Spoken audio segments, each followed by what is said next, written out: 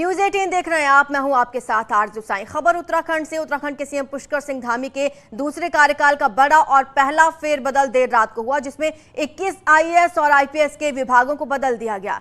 पहले फेरबदल में शासन में तैनात ऑफिसर्स के दायित्व तो बदले गए हैं। सीएम के दफ्तर में अब 3 तजुर्बेकार ऑफिसर्स की तैनाती कर दी गई है। Additional chief secretary Radha Raturi, सचिव आर मीनाक्षी सुंदरम और पहले से तैनात आईपीएस अभिनव कुमार को विशेष प्रमुख सचिव के तौर पर लाया गया है। राधा रतूड़ी के पास गृह विभाग भी रहेगा, वहीं आर मीनाक्षी सुंदरम के पास ऊर्जा, फाइनेंस और श्रम विभाग जैसे महत्वपूर्ण विभाग रहेंगे। आईपीएस अभिनव कुमार मुख्यमंत्री कार्यालय के साथ साथ सूचना विभाग को देखेंगे। सुंदरम के पास माध्यमिक शिक्षा विभाग था, जो अब रविनाथ रमन को दे दिया गया है। अभी तक सीएम ऑफिस में तैनात रहे अनंत वर्धन को शहरी विकास, ग्राम विकास और आवास विभाग मिले हैं। मुख्यमंत्री कार्यालय में तैनात सचिव शैलेश बगोली को कृषि, उच्च शिक्षा, विजिलेंस और कार्मिक विभाग दिए गए हैं। चीफ सेक्रेटरी एसएस संधू को रेजिडेंट कमिश्नर का भी चार्ज दे दिया गया। ये पद खाली चल रहा था। वहीं पीडब्ल्यूडी सेक्रेटरी आर.के. सुधांशु के पास अब वन और पर्यावरण भी आ गए हैं। प्रिंसिपल सेक्रेटरी एल फनाई को कमिश्नर समाज कल्याण का अतिरिक्त प्रभार दिया गया है। हाल ही में खबरों में रहे health secretary doctor Pankaj Pandey से विभाग ले लिया गया है। उनकी जगह छुट्टी से लौटी राधिका झा अब नई हेल्थ सेक्रेटरी होंगी। हालांकि पंकज पांडे को खनन और औद्योगिक विकास जैसे महत्वपूर्ण विभाग दिए गए हैं। इस फेरबदल में नितेश झा से पेयजल वापस ले लिया गया है। उनके पास अब टेक्निकल एजुकेशन विभाग बना रहेगा। अभी तक दिल्ली में तैनात रहे रेजिडेंट कमिश्नर पीवीआर पुरुषोत्तम को दुग्ध, पशुपालन और मत्स्य विभाग सौंपा गया है। आने वाले बरसात के मद्देनजर सरकार ने राज्यपाल के सचिव रंजीत कुमार सिन्हा को नया आपदा प्रबंधन सचिव बना दिया है। सिन्हा अब राज्यपाल के सचिव बने रहेंगे। महिला सशक्तिकरण विभाग के सचिव हरीश चंद्र सेमवाल को महत्वपूर्ण विभाग सौंपा गया। सेमवाल अब सचिव और कमिश्नर आबकारी होंगे। अभी तक उच्च शिक्षा सचिव रहे दीपेंद्र कुमार चौधरी को सैनिक कल्याण विभाग दिया गया है। बड़ा फेरबदल उत्तराखंड में अधिकारियों के विभागों में किया गया है।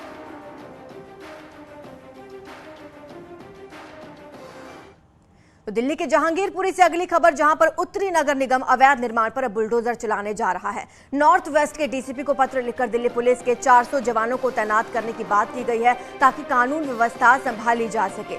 जहांगीरपुरी इलाके में अवैध निर्माण ध्वस्त करने के लिए अभियान आज और कल भी चलाया जाएगा।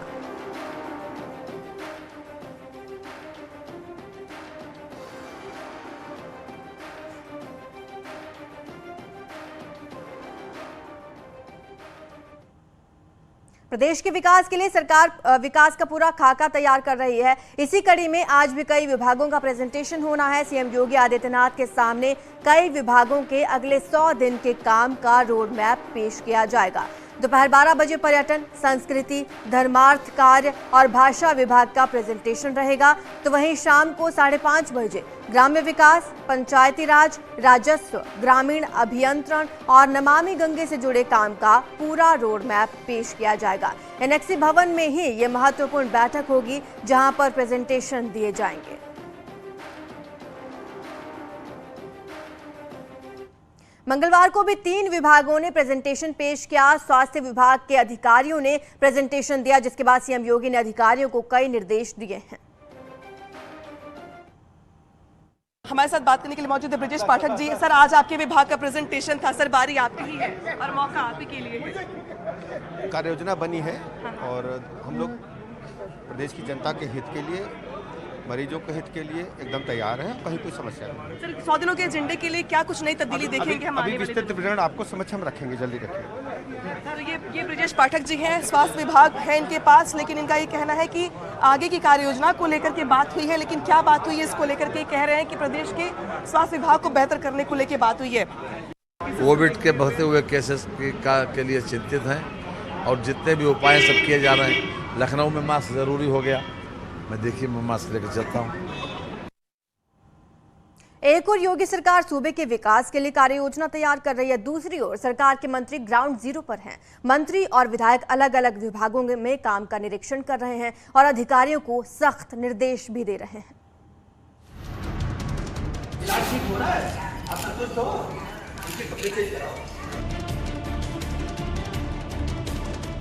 मुझको तो लगता है इन मीडिया के सामने इनको एक बार मुर्गा बनाया जाए।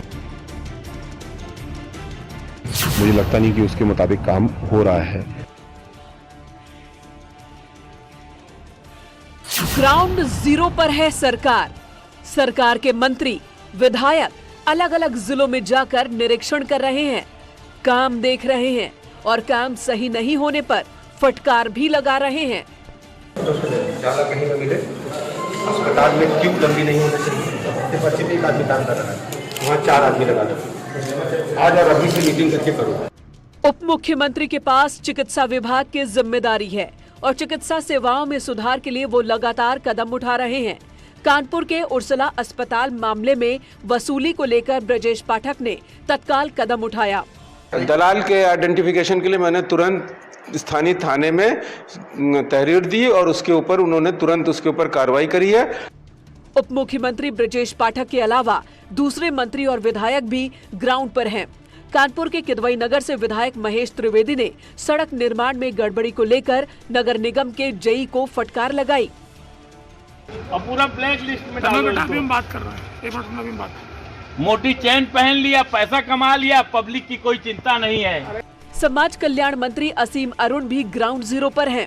16 अप्रैल को असीम अरुण ने कानपुर में अनुसूचित जाति और जनजाति के लिए बनाए गए छात्रावासों का निरीक्षण किया। बच्चों को पढ़ाई करने के लिए अच्छी व्यवस्था मिलनी चाहिए, बच्चों को अनुशासित भी रखना चाहिए क्योंकि बच्चे अपने माता पिता से दूर आए हैं, तो हमारी जिम्मेदारी है।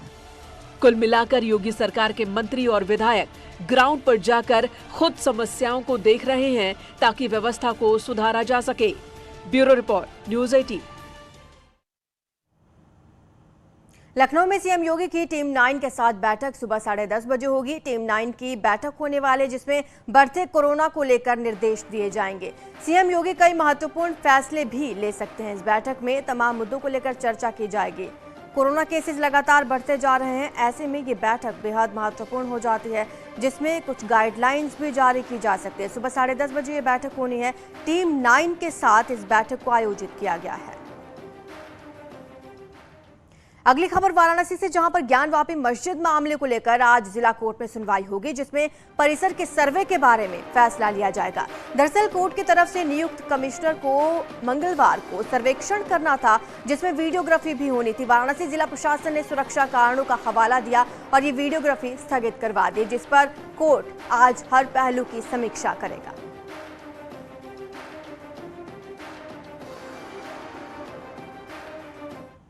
सहारनपुर में समाजवादी पार्टी को बड़ा झटका लगा। दरअसल सिकंदर अली ने समाजवादी पार्टी छोड़ दी है। अखिलेश पर मुस्लिमों की अनदेखी का आरोप लगाया है। आजम खान पर चुप्पी साधने का भी आरोप लगाया गया। एसपीसीसी जिला महासचिव रह चुके हैं सिकंदर अली। 2022 चुनाव में टिकट की मांग कर रहे थे और अब खबर यह है कि समाजवादी पार्टी छोड़ दी है।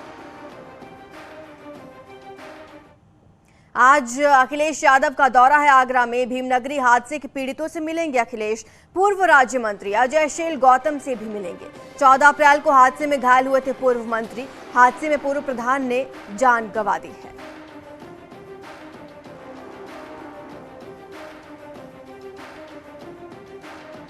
अजय शील गौतम हादसे में घायल हुए थे, उनसे मिलेंगे और पूर्व प्रधान की मौत हो गई थी इस हादसे में। आगरा दौरे पर अखिलेश यादव पीड़ित परिवार से मुलाकात करेंगे। भीमनगरी हादसे के पीड़ितों से मिलने वाले हैं अखिलेश।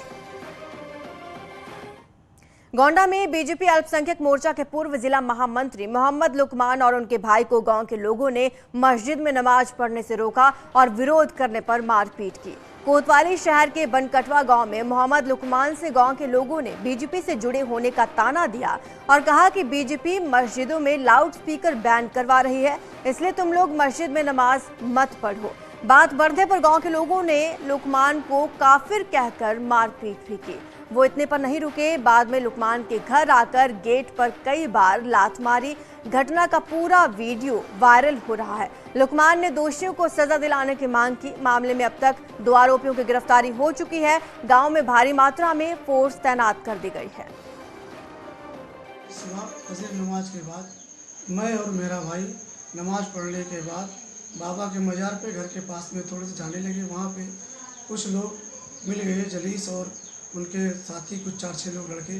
वो मिल गए, रास्ते में रोका और बहस होने लगी, कहने लगे कि तुम लोग नमाज या बाबा के यहाँ क्यों जाते हो, क्योंकि तुम भी काफिर हो, क्योंकि तुम और तुम्हारे परिवार वाले सब भाजपाई हैं और उस पार्टी से जुड़े हैं जो आज मस्जिद और मदरसों से लाउड स्पीकर बैन करने की। और इन्होंने ये बताया कि इन्होंने इस बात पे मारपीट किया इनके साथ में कि ये बीजेपी अल्पसंख्यक मोर्चा के पूर्व महामंत्री रहे हैं और इनको ये चिढ़ाते थे कि आप नमाज क्यों पढ़ने जा रहे हो। इन सब तथ्यों के साथ में एक तहरीर दी। इस तहरीर पे स्वयं मैं मौके पे खुद आया हुआ हूँ यहाँ पे इस गाँव में, और इस तहरीर पे मुकदमा पंजीकृत करके 2 लोगों को गिरफ्तार किया जा चुका है, अन्य लोगों को भी गिरफ्तार किया जाएगा। गौतम बुद्ध नगर पुलिस कमिश्नर के आदेश हैं, लाउडस्पीकर को लेकर ये आदेश जारी किए गए। सुप्रीम कोर्ट के निर्देशों का पालन जरूरी है, निर्देशों का पालन ना करने पर सख्त कार्रवाई की जाएगी। पुलिस की तरफ से जारी किए गए नोटिस, धार्मिक स्थलों को नोटिस भेजे गए हैं, मैरिज होम संचालकों को भी नोटिस दिए गए हैं। सुप्रीम कोर्ट के निर्देश का पालन किया जाए।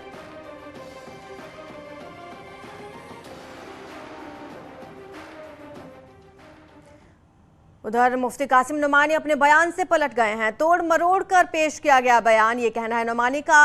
ट्विटर हैंडल पर जारी किया पत्र और पत्र में लिखी शांति की बात, लिखा भाईचारे का पैगाम देता है दारुल उलूम। आपको बता दें कि लगातार बयान वायरल हुआ था, ऑडियो वायरल हुआ था कल कासिम नोमानी का, जिसमें वो मुस्लिमों से एक अपील करते हुए नजर आ रहे थे। तो वहीं आज उसी पर सफाई उन्होंने पेश की है और एक पत्र जारी किया है। उन्होंने लिखा है कि तोड़ मरोड़ कर मेरे बयान को पेश किया गया। दरअसल दारुल उलूम के चांसलर हैं कासिम नोमानी, उनका एक ऑडियो सामने आया था। ऑडियो में कासिम नोमानी मुसलमानों को पूरी ताकत से मुकाबला करने की नसीहत दे रहे हैं। सवाल ये है कि क्या इससे माहौल नहीं खराब होगा?